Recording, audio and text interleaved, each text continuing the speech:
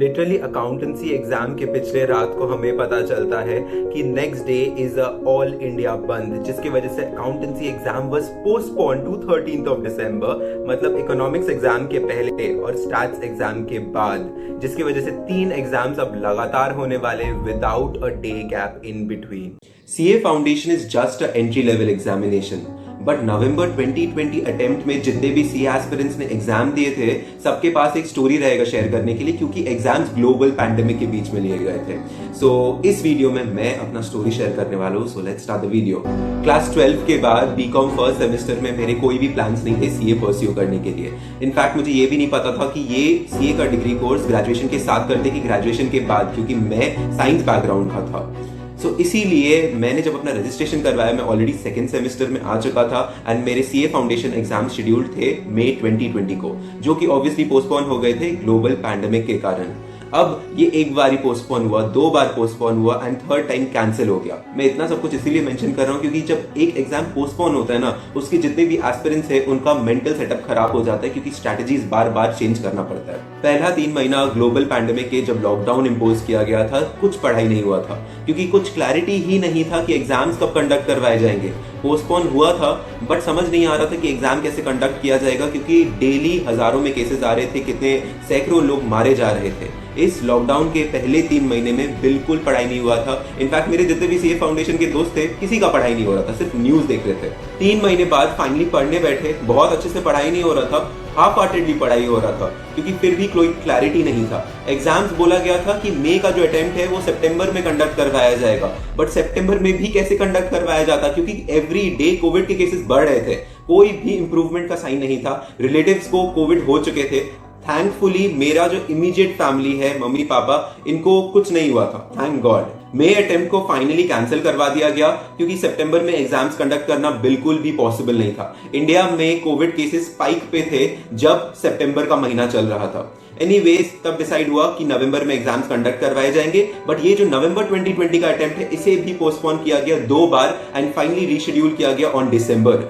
कोई क्लैरिटी नहीं था कि एग्जाम्स कैसे कंडक्ट करवाए जाएंगे और कब कंडक्ट करवाए जा सकते हैं, क्योंकि एवरी डे इतने सारे केसेस आ रहे थे और इतने सारे लोग मारे जा रहे थे, कुछ समझ नहीं आ रहा था। बट फिर भी हाफ हार्टेडली कोशिश कर रहे थे कि अपना सिलेबस कंप्लीट करें। मतलब इनफैक्ट रिवीजन का तो कोई सीन भी नहीं था, इतना कुछ बाकी था। But that was not the end to the problems. I was down with malaria in the month of November, the month before your CA foundation exams, जब तुम्हारा सिलेबस कंप्लीट नहीं हुआ है, रिविजन दूर दूर का कोई सीन नहीं है, तुम मलेरिया के साथ तुम बेड पे पड़े हो, बिल्कुल पढ़ाई नहीं कर पा रहे हो and you are suffering. Initial days of malaria ऐसा लग रहा था कि कोविड ना हो गया हो।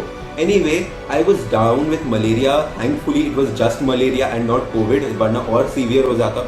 So I recovered within a span of 20 days. It took 20 days. I lost 20 precious days before my exams, but I recovered properly and I was left with just 7 days before my CA foundation exams.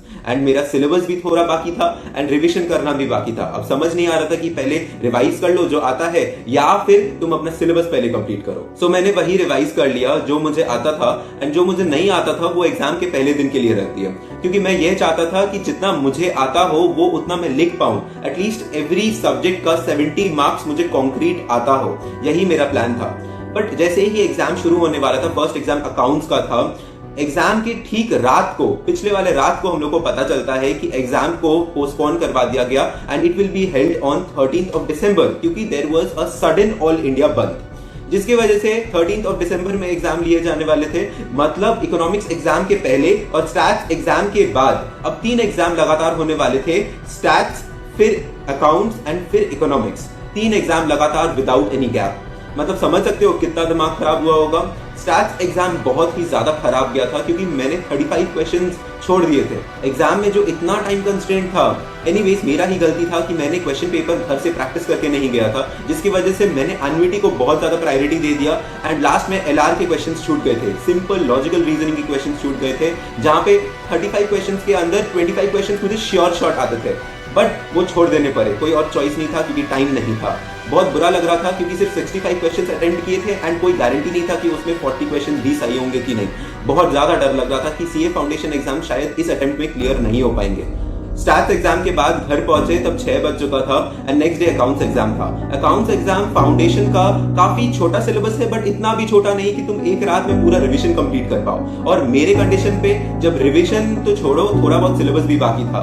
तो anyways जैसे तैसे complete करके रात में सिर्फ 3 घंटा सोए and exam देने चले गए। सिर घूम भी नहीं रहा था क्योंकि इतना ज्यादा टेंशन था कि बस एग्जाम देना था और एग्जाम अच्छे से देना था, क्लियर करना था अच्छे से।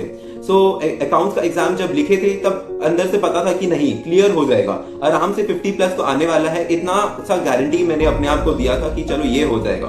नेक्स्ट डे इकोनॉमिक्स का एग्जाम था, चलो उसके लिए उतना प्रिपेयर नहीं करना पड़ा क्योंकि थोड़ा बहुत अच्छे से प्रिपेयर करके रखे थे बोथ इकोनॉमिक्स एंड बीसी के। सीए फाउंडेशन एग्जाम्स लिखने के बाद 200 श्योर था, बट हर सब्जेक्ट में पास होना श्योर नहीं था क्योंकि मैथ्स का एग्जाम मुझे गारंटी नहीं था कि उसमें मैं पास हो पाऊंगा, 40 ला पाऊंगा, सिर्फ उसी सब्जेक्ट का टेंशन था।